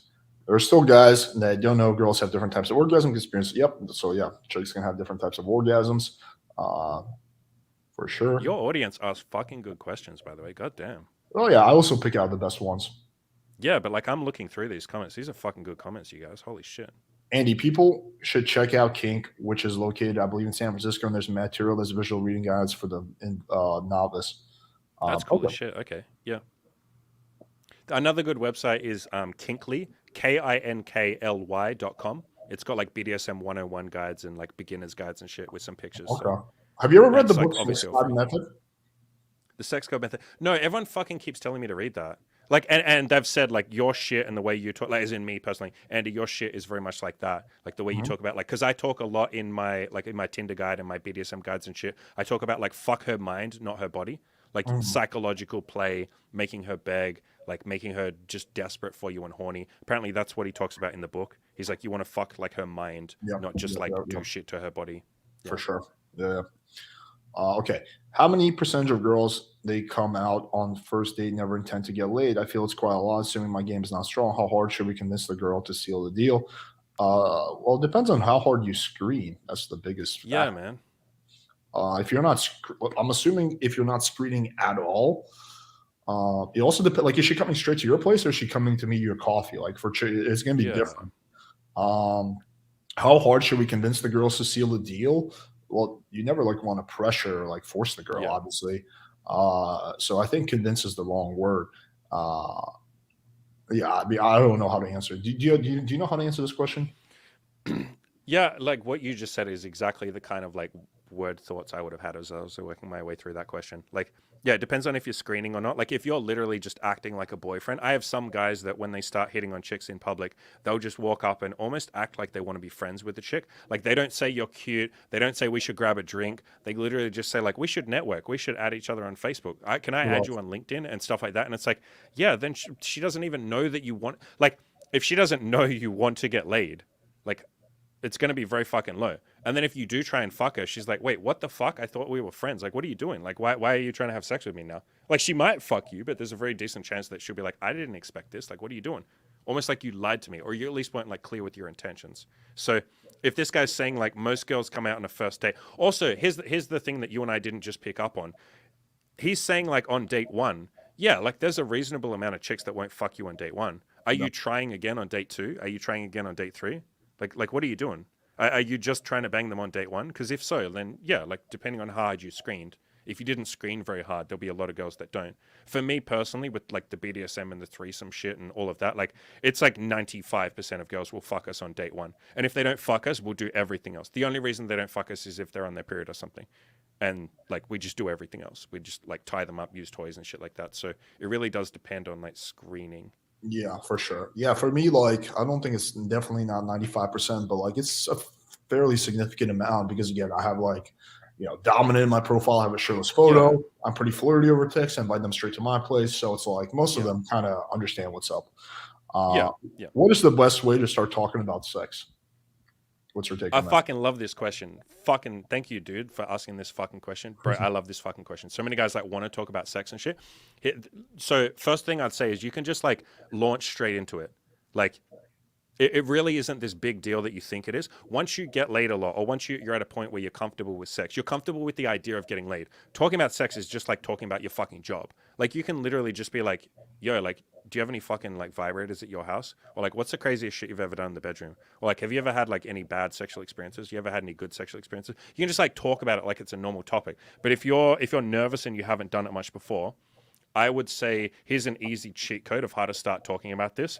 Talk about dating first. So say like, what's your worst date story? Do you have any terrible date stories? What's your best fucking date story? And then from dating, you can start talking about sex. So do you have a different answer than that? No, I mean, I think your answer is pretty good. I typically approach it with humor, so I will make like a lot of Yeah. jokes that are sexual. I do a lot of like sexual innuendos and whatnot. Yeah, So like flirting and shit.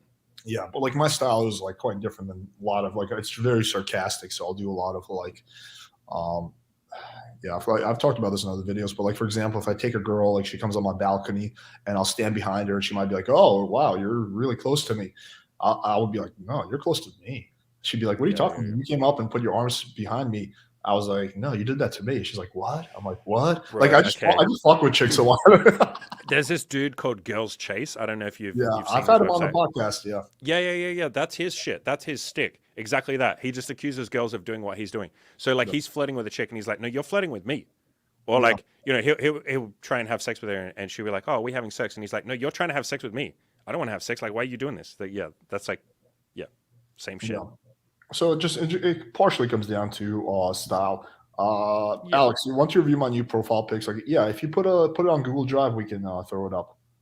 Um, question, Andy, what do you honestly think about how real life the book 50 Shades of Grey was? I fucking love this question. This is the best. I'm not laughing at you for asking the question, by the way. I'm asking because, like, how realistic is it? It depends what you're asking me. Are you asking about how realistic the sex is? If you're asking about the sex is fucking shit. If you're asking me about how like the fucking relationship is, like he's basically a fucking abuser and he's a psychopath and he needs some like severe fucking mental help. Like there's so much wrong with the fucking, and that's not me being like, oh, it's problematic or any shit. Like he's actually fucking mentally ill and like he shouldn't be fucking, I shouldn't say like he shouldn't be doing BDSM, but Jesus fucking Christ, like it's actually someone who's abusive. And if you read the books, he was abused as a child Mhm. by an older woman when he was young. And he's just like taking that out on the women. It's like, does that sound healthy to you guys? Does that sound like a good fucking thing to be doing? Fuck no. So, but if you're asking like how real life it is, there are plenty of people. And there's a girl that my girlfriend and I are sleeping with right now who wants to come on the podcast. I can't guarantee she'll come on, but I will try and get her on the podcast. A lot of the guys that she's dated in the past were like Christian Grey type people, and she has some stories from that. So I think it is realistic, like that there are guys like that where they do the whole contract and they make it all official and they get Mhm. really hardcore into it. Like this chick's dated several of those people, so I'll see if I can get her on the podcast and we'll talk about that. But yeah, the reason I laughed at that question is just because like it's not the way you have to do BDSM. Like you can do Mhm. it that way if you want to, but don't think you have to be some like Christian Grey, like ultra charismatic psychopath guy. You can just fuck around in the bedroom a little bit and try some shit. Dude, one of my pet peeves is people in the BDSM community, especially it will be like chicks who are subs who take sex way too seriously. And Yeah, bro, it's like they get there's nerdy about it. they're like, okay, so you're gonna sign the contract that you're gonna Yeah, penetrate yeah, me yeah, once every 3 days, and then yeah, I'm like, Jesus fucking Christ, like, yeah. should I get my Jewish lawyer on the line? Like, should we Yeah, I like know, right? Like, yeah, what the literally. fuck are we Or doing? they'll want like a fucking list of things that you guys are gonna do before you have sex, and you're like, I don't know, we'll just fuck around and We're try some just shit. I'll trying see it what you're out, into. yeah. Yeah, But they're yeah, like, and they're like, no, but I need to know. yeah, Yeah, yeah. like it's super overly. It's just a bunch of nerds who discovered that they can like fuck. I think that's my theory. And I've said that to a chick who was like super into BDSM, and she got so offended. She was like, "How dare you?"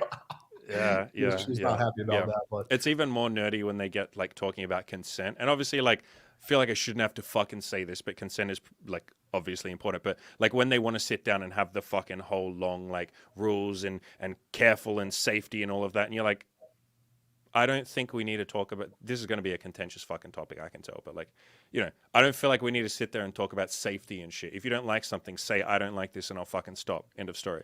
Why would I do something you don't like? But they're like, no, but we need to have the talk about like safety and red light, green light, yellow light, this light, that light. And it's like, yeah, I know. can't we just like fuck around and see what we like? I've seen that at swinger parties. It's like you have to ask like consent for everything. That's like the protocol. And if you, God forbid, you were like, you sucked on my left nipple without asking for consent. I only Yeah, gave you yeah, consent for my right nipple. It's like, yeah, yeah, it's like they nerd out sometimes with the. yeah, And I get it. Like, obviously consent is important, but yeah, I think they overdo it. yeah, Um, man. What's a good response for what are you looking for on Tinder? You're pussy. You're fucking pussy. Show me your fucking pussy. Okay, so it depends on what you're looking for. So what I like to do to that is I just be fucking honest. Like if you're looking for something casual, which I'm assuming most of your audience were, I just say like, oh, I'm not looking for anything super serious, but we'll grab a drink and see what happens. That's what I say. Okay. It depends on the chick, but sometimes I'll say a cool girl I have chemistry with, maybe some kinky Yeah, sex and yeah, cuddles. yep, Or I'll say a cool girl I have chemistry with, maybe break my multiple oral orgasms record because they'll be like, nice. oh, what's the record? And then they'll be like, oh, you just want to hook up. I'll be like, when did I say that? So I always want to have my whole Yeah, thing is I always want to have plausible deniability if they accuse me of just yeah. being a fuck boy. Um, so I word things in a certain way. Uh, Hmm. Alex, Andy, what is the best way to open a somewhat shy prude girl into a flirty sexual mood? Oh, that is a perfect question. Do you want to go first, or you want me to? I'll let you go first. Okay, so the first thing I'll say is flirting and sexual mood requires two people. It takes two to tango. So if she's shy and prudish, you're basically putting all the pressure on yourself and saying like, how can I make her be flirty and sexual? It's like you can try, but just don't put all the pressure. Don't beat yourself up if she doesn't want to get sexual and flirty. You've already said she's shy and prudish. If you I'm gonna do a podcast. I've already half done it. I just got to finish it. I've already got notes for it and shit. But like how to kiss a shy or a virgin girl, essentially what I just said is the main gist of it. Like take the pressure off yourself to do all the work and then just like try some shit. Be okay with her being a little shy, be okay with it being a little awkward sometimes. I don't think it really differs from what you do with a normal chick. Like just be more patient. I know that sounds like a shitty answer, but just do what you'd normally do, but be more patient. Yeah, I would agree with that. Sorry, I'm just plugging my computer in because I realized it's not quiet. But I would agree with that. It does require more patience because they're going to be a little bit more Yeah. hesitant to get comfortable. So Yeah. it's a little Yeah. bit more patience, more persistence. Um, you might be instead of being super direct, you might be a little bit more like funny, like use a Yeah. bit more humor and stuff like that. Yeah. But also sometimes when you think a chick is like shy and prude, she's actually super DTF. She's just a little, nervous. She just takes a little, yeah, exactly. And I mean, on that point, we didn't say it, but just have a little more fucking empathy. I found like empathy fucking makes all this shit way easier. Like, what I mean by that is just like look at it from her point of view. Like, if she's shy and prudish, instead of thinking like, how do I make her be flirty and sexual? Literally, just put yourself in her shoes. Think about how would she fucking feel like, and then like say that to her. Say like, oh, you're just a bit shy, are you? And then she'll be like, yeah, I am. And you're like, no, it's cool. Like, we'll go a bit more chill. Like, that's fine. Like, I've found that fucking makes such a difference. Just like pointing out the way she is and saying like, yeah, no, that's cool. Because a lot of girls that are shy and prudish get really like uptight about it, and they're like, oh, like he's probably not gonna like me because I'm not flirty and sexual like the other girls that he's dated. Like, he probably thinks that I'm weird and a loser. If you just say like, no, it's cool. Like, if you're shy, that's fine. Like, no pressure. Like that makes such a fucking difference. Yeah, sometimes I tell a story. I usually will be like, I'll be like, yeah, I used to be shy all back in the day. They'll be like, Yeah, no, way. yeah. I'll be like, no, I was like a big introvert, and I share stories about like how I was Hmm. when I was younger. And I usually like, they'll be like, oh wow, okay. Yeah. Um, have you all ever took Viagra? I mean, I have. I don't take it consistently, but Fuck yeah. I've taken it in the past. Yep. Uh, that shit. Do you ever get like really bad headaches from Viagra? No. I I'm looked it like a up. super fucking human. I can take like a shitload of Viagra or Cialis. Like nothing bad happens. It's Dude, fucking I amazing. looked it up. There's like 10% of people who have this like genetic thing that when they take Viagra, that they get the worst headaches ever, and I'm part of that 10%, unfortunately. So I can't fuck Ah, with that sucks, Viagra. dude. But Because it's so much fun. But Yeah. Like it makes Cialis your I can dick do. rock hard. Cialis I can deal with. I Okay. fucked around with Cialis a little bit. It's fun. I mean, I remember when I was in Colombia, I took some Cialis and I was like, I banged this chick and I was still had a boner, wouldn't go down. I was walking around trying to get some food, and there's like a bunch of like streetwalkers in Colombia, and like they saw that I had a boner, and like one of them came up to me like, "Oi, papi, he's so hard." Oh, and I'm like, "No, I'm Oh, good. Jesus Like, I Christ. don't pay for sex." They're like, "Oh, but your penis, like like it's funny because in Colombia, like they just full on sexually harass you. They just like go over and grab your junk. Like, you can't do that in America. You can't go up to like a random person, grab their shit. In Colombia, just go and grab your dick and they start jerking you off in the street. They're like, "Come on, papi." I'm like, I'm I like, mean, you're like speaking my language. Like, holy shit, I gotta go to Colombia, bro. I'm like, tempting. Okay, what's the? Let me find a good question. Do you guys find that some super hot chicks have more insecurities, mental issues? Like, no matter what I do, they don't believe my compliments and find it hard to trust me. What's your take on that? It's like that ugly, like some chicks have that ugly duckling syndrome, like where they were fat or just they weren't cool in high school or whatever, and then they get hotter as they turn like 18 or whatever, and they don't take your compliments because they still haven't internalized that like, oh no, I'm attractive now. So that's the thing. Obviously, like a lot of super hot chicks have like insecurities because you gotta think of it like this: if you're a super hot chick, often your attractiveness is like the main thing you have going for you. And so that's really fragile. Like when you're in your 30s or even as you're approaching your 30s depending on the chick, that's going to like start to crumble a little bit. If you ever have a bad hair day or you have a pimple or you feel bloated or you're on your period or any of that kind of shit, like all of a sudden you're like, well, the only thing I have going for me, which is my looks, holy shit, like they're not on point today. Oh my God. So yeah, there's plenty of hot chicks that have insecurities, of course. Mental issues, yeah, that can just be like the hot chick thing. And not every hot chick is like this. I'd say most hot chicks are really nice, actually. But there's plenty that do have mental issues because they didn't have to work on themselves. And more to the point, if you're ugly and you have mental issues, the world will say no thank you to you. Like, you won't get a guy, everyone will be a fucking asshole to you. People will tell you to your face that you're fucking deranged. But if you're a hot chick, people will just laugh and be like, oh, ha ha ha, like, it's okay. She has, like, how many times have you heard someone say, this really hot chick that I'm about to bang or that I'm already banging, she literally told me to my face that she has bipolar disorder, but what am I going to do? She's hot. So it's like, you can almost get away with your mental issues if you're really, really, really hot because people will just put up with it. Bro, in America, you can get away with your mental shit even if you're not attractive. The marketplace here is so skewed. Like, you can Yeah. have a chick who's like fat and a bitch, and she still gets way more like results than like an average guy. It blows my mind sometimes. But yeah. So I don't think I personally haven't experienced that super hot chicks having more insecurities, mental issues. I think some chicks, whether they're hot or not, do have that.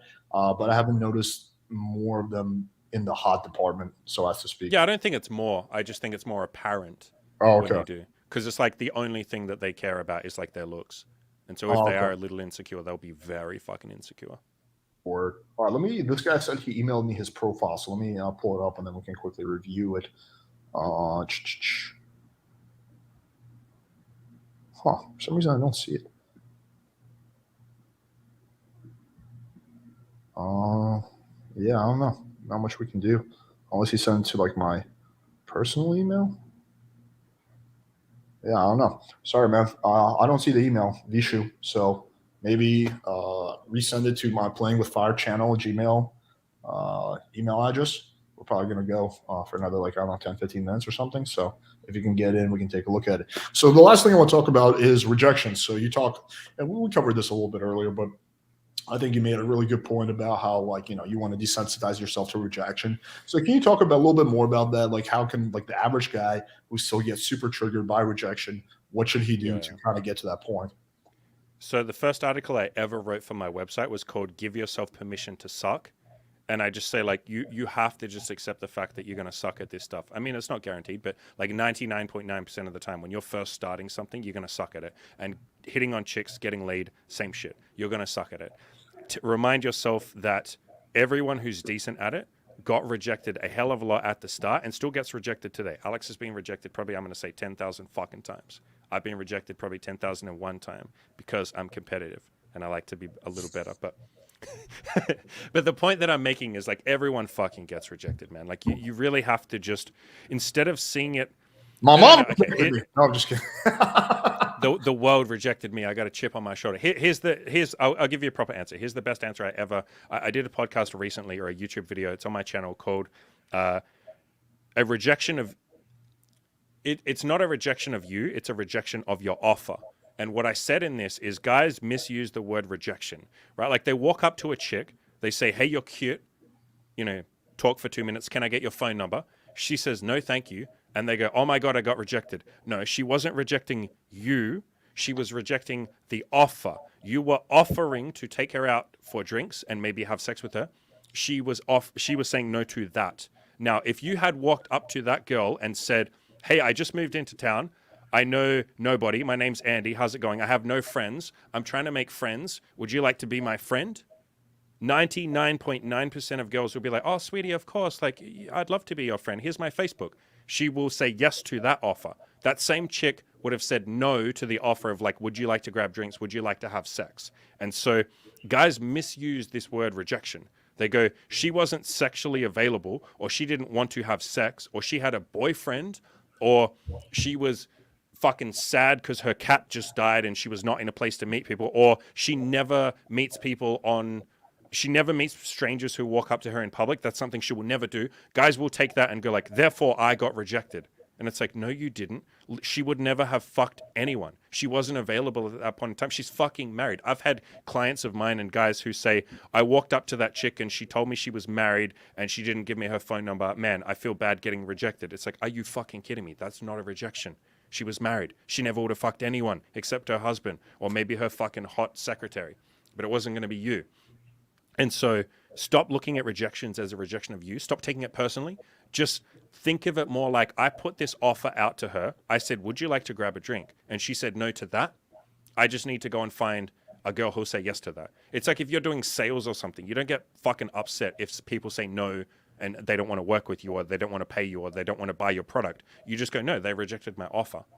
Like, maybe I need to improve the offer, sure, but they're not rejecting me as a human being. Maybe I even need to get better at my sales techniques, fine. Maybe I need to get more comfortable talking to chicks and get better at it. But they're not rejecting you as a person. And guys take it so deep. They internalize it. They go, oh my God, I'm a loser because I'm getting rejected a lot. No, you're not. They're just saying no to your offer. Improve your offer, improve your looks, improve your confidence. But they're not rejecting you. They're rejecting your offer.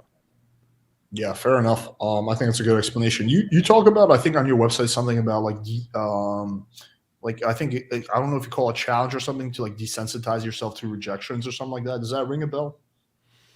I mean, the approach anxiety program. Is that what you mean? Yes. Can you Yeah. expand on that? Like, what does that entail? So it's not I didn't write the program. It's from Good Looking Loser, and Skilled Seducer has another one, and I know there's a bunch of guys that have a similar one.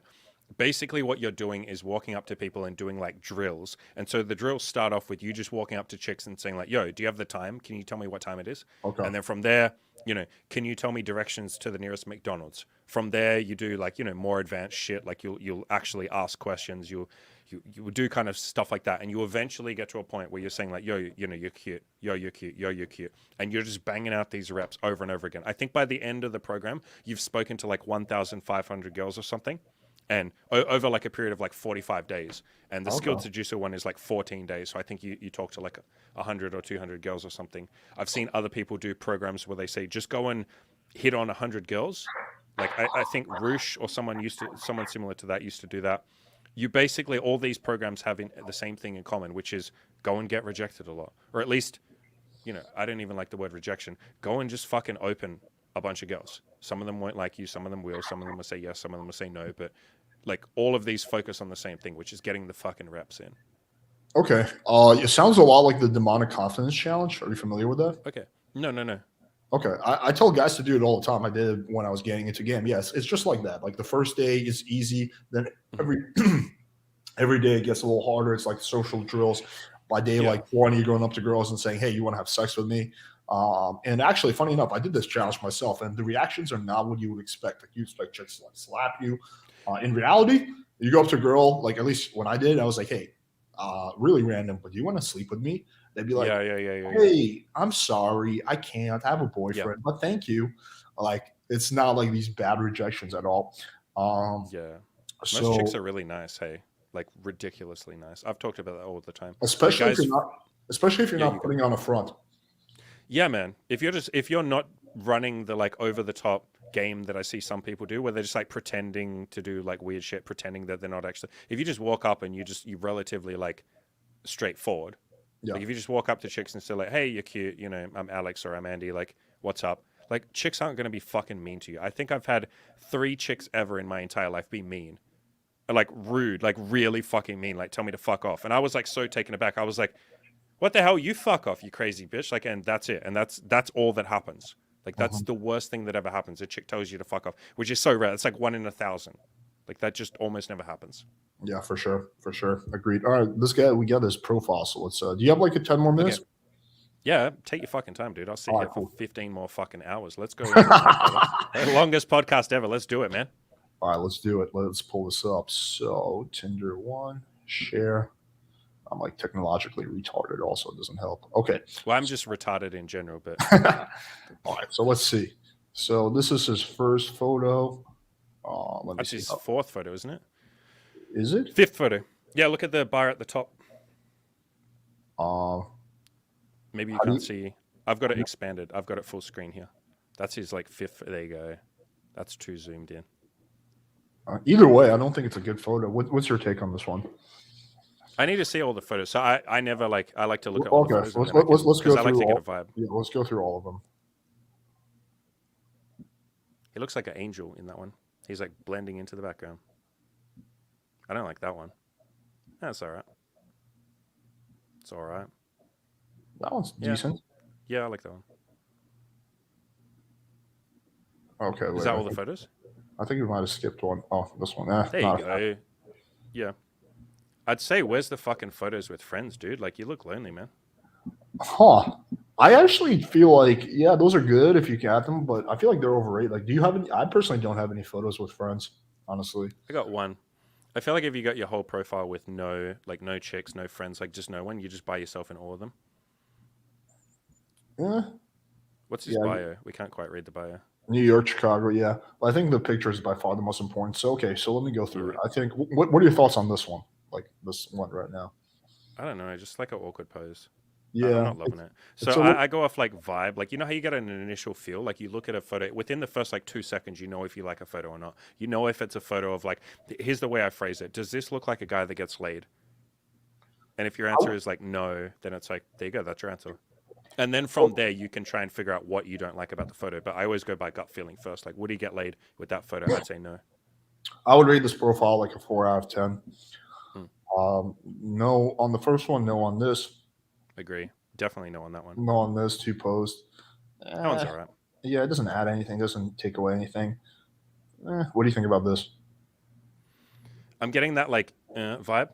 Again, you know, when you look at a profile, and so these are the hardest profiles I find. Not the hardest, but like these are the ones where it's like there's nothing hardcore wrong with your photo, with your profile. Right. Like, it's not like this guy has like 5 fucking selfies of him in the bathroom where you're like, dude, what are you doing? Like, I can see what he's going for. He's actually put in fucking effort. So what I say to people, yeah, I agree with that. So what I say to guys like that, that's a decent photo, but it could be a lot better. Same with that one. What I say to guys like this is like, good fucking baseline, dude. This is a really good fucking baseline. Like, I can see what you're going for here. This is a profile that you'll get some fucking matches. Like, you will get matched. You'll get some lace from this. But go through each photo and aim to improve every single one. Aim to upgrade every single fucking one. I have on my website probably the best example, like the best article you can use for this shit. It's my inspiration article. So just go to killyourinaloser.com/inspiration. And I have like Tinder profiles and I have photos from guys like Instagram models and shit like that. And I just say, just go through that.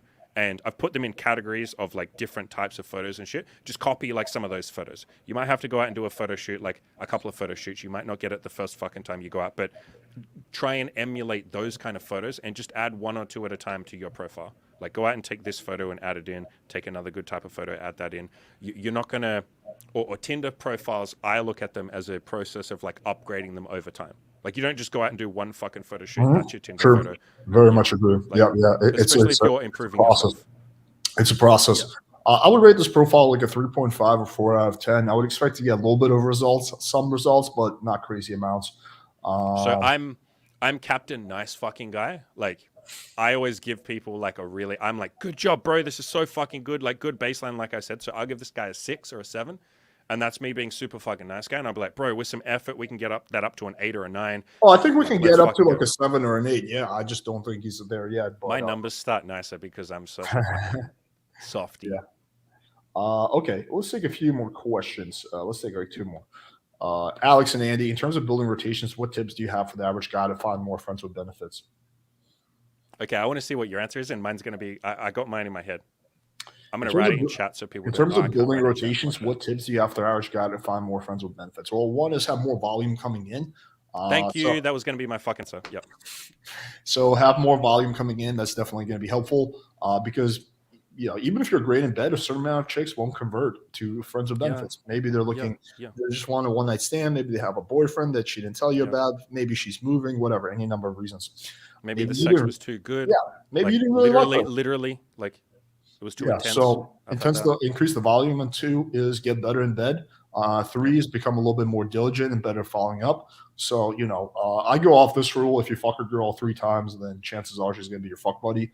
So, Yep. try to be pretty diligent about getting the second, third bang in Yep. a Yep. reasonable time frame. Those, Yep. those would be my tips. Do you have anything to add on that? On top of that, I mean, I guess like you could add things like be pretty fucking chill and not needy. Yeah. Maybe Oh, that yeah, goes yeah. without saying. Don't be needy. Yeah. Like the day after you fuck her the first time, don't immediately be like, "Oh my god, that was so much fun. Can you come over tonight again?" It's like Yeah, yeah, yeah. chill a little bit more. Like wait a couple of days. You don't have to be locking her in like immediately. It's okay to Right, wait a right. little bit. Have like shit that you're doing outside of women, so you're not like literally sitting there waiting for her to text you. That just ties into like non-neediness and stuff like that. One thing we didn't say is I would improve yourself as well. You talked about getting better in bed. I would add on top of that, improve your looks and shit like that. Improve yourself as a person, improve your confidence, go to the gym, like all the basic self-improvement shit, so that as you become I don't want to use the word better, but like you get what I'm hinting at. As you I become do. a more well-rounded person, she's going to Right. want to stay for longer. I wrote it in my Tinder guide. I have an entire part 5 of the Tinder guide. It's an entire fucking article, like a huge fucking article on retention, which is what we're talking about here, like keeping girls coming back for more. And yeah, you guys can go and read that if you want. But like the main thing I said at the start is build something with the chick. Like always be building something with a chick. And this is something that people don't really talk about much or think about. But even if that's just building sexual experiences together. So one of my favorite things to do to chicks is after I bang them the second time, I say to them, write a sexual bucket list. Go and write down a list of all the things you want to try, and we're going to try ticking. We're going to tick them off every single time we hang out. We're going to pick one thing from the list, and we're going to try it. And so then, in her mind, she's like, "Holy shit! Every time I meet this guy, he's going to try something new with me sexually. Like we're going to build this fucking sexual like portfolio together almost like we're building something together, we're doing something fucking crazy. Like he's the guy that gets me to do all the filthy shit that I've always wanted to do. The other guys are too like judgmental to ever like let me do because they'll call me a slut or this kind of thing. So that definitely helps as well. That's what you said anyway. You already pretty much said that when you said like be good at sex. So that's just a way of being good at sex. Get her to tell you her bucket list. Yeah, good stuff. All right, let's take one last one. What makes a guy average at game? It's an interesting question. What will be your answer on that? I'm gonna take a piss while you answer this question. So I'm gonna say, because game, when people talk about game, they're talking about an actual strategy that you do, and I'll answer that in a second. But for me, game starts with self-improvement. So one of the biggest parts of my website is self-improvement. I don't mean you have to look like a fucking god or anything. Like I certainly don't, but you do want to groom yourself. You want to dress decently. You want to upgrade your style and your fashion. You want to lose weight if you're a chubby bitch. I was a chubby fucking motherfucker. You want to hit the gym, gain a bit of muscle. So game has to start with self-improvement. Because what that does is that gives you confidence. You have confidence in yourself as a man. You know that you are a worthwhile person. You have goals that you've achieved, like losing weight, going to the gym. You kind of know who you are. And so then when you rock up to a chick and you start spitting game at her, or you start talking to her or whatever, hitting on her, you're coming from a place of like, I know who I am. I'm a good dude. I'm a solid dude. I'm a fucking man. Like, that's where you're coming from. A guy that's average at game doesn't really like himself, hasn't put in the numbers. I think you have to put in the numbers to get decent at fucking game. Like that should go without saying, but that's a guy that's average at game. A guy who hasn't improved himself, who doesn't really like himself, so he isn't confident, and who isn't playing the numbers to get good at this. Because here's a better answer. You're going to be average at game when you start, guaranteed. There are some exceptions for that, but for 98% of you, you're going to be average at the start. I was. Maybe you can say I still fucking am, but you're always learning. Yeah, you're going to be shit at the start. You'll improve over time. Just play the numbers game.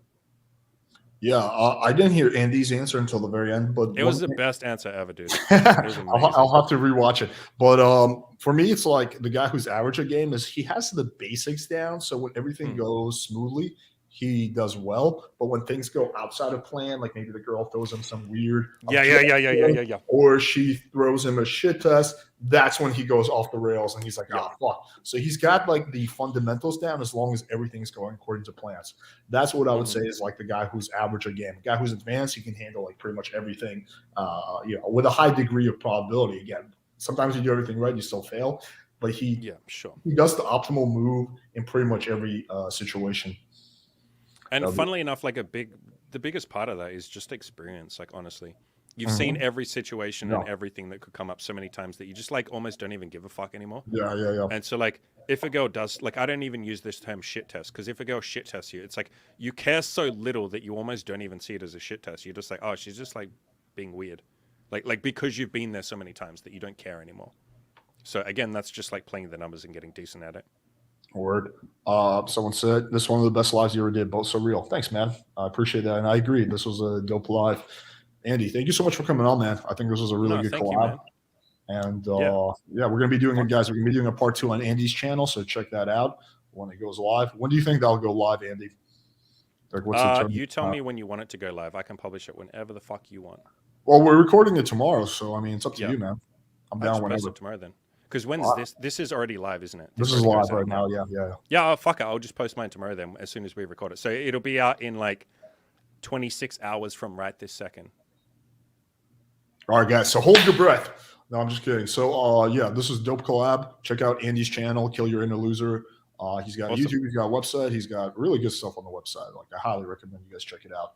And yeah, we got some more awesome podcasts. So make sure you smash that subscribe button. Thank you guys. Until next time.